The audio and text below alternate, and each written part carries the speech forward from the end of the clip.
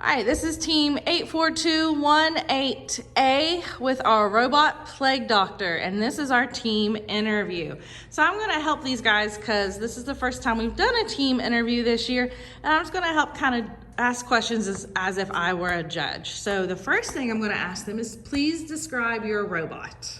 Our robot is an H drive, and it has had some problems through the years, as if gears, arms, claw, and sorting 3 towers. Okay. All right, can you point out different parts of your robot to me? Well, this is the claw. We redesigned a lot of claws, and we ended up with this one. Okay. We have 2 wheels in the back for extra weight. Okay. We have these 3 motors making the claw, allowing the claw to do that, up and down. Okay. And we have a touch LED, because that's the only sensor that's on there. And we have 5 motors. Okay. Can you show me how your claw and your arm works? Well, our claw and our arm works is, you see, it goes up and down like that. It's kicking right now. Okay. Sometimes it goes up like that, and then we have a little hook right here that has the chains on the gears, and then we have the gears back here, and Okay. that's how it works. All right. So who are my drivers? Who drive the most? Good. Drivers, can you tell me what you do when you drive this robot?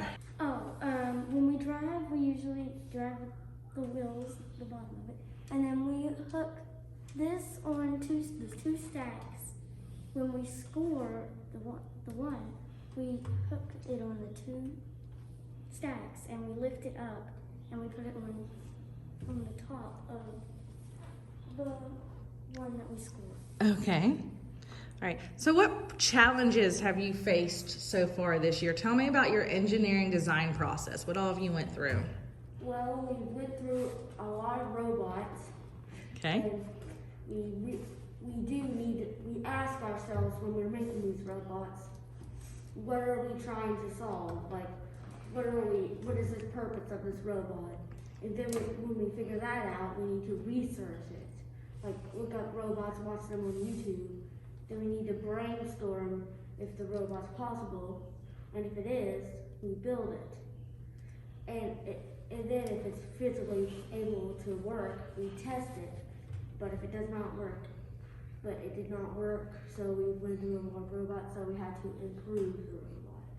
Okay. So how many improvements do you think you've made so far? Probably about like 4, maybe. 4 or 5? Yeah. Yeah. Aubrey, Yeah. what's been your most rewarding experience so far in robotics? Probably programming. Programming.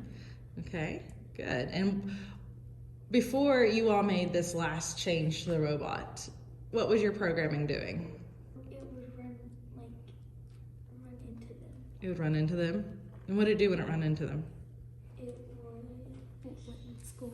It would score? Well, when it ran into there, it would turn a little bit. Okay. Okay, good. If you wanted someone to know the most important thing about your robot, what do you think the most important thing about your robot is? The 4-bar lift. Very good. Okay. Why don't you actually lift it all the way up so they can see how far it goes? There we go. Good. All right, and what does that 4-bar lift help you do? It helps us score Okay. twos on top. What was the problem you were having with your lift before? It would not lift two towers at once. Okay. And what else happened to the towers? They get tipped. They would tip forward and then we would place them on top. Okay, good. And what does the 4-bar do to help fix that? It straightens them out to where they'll stay straight where you can score them. Very good. All right. And what do you hope to be able to do with your competition tomorrow? Score more than 7 points.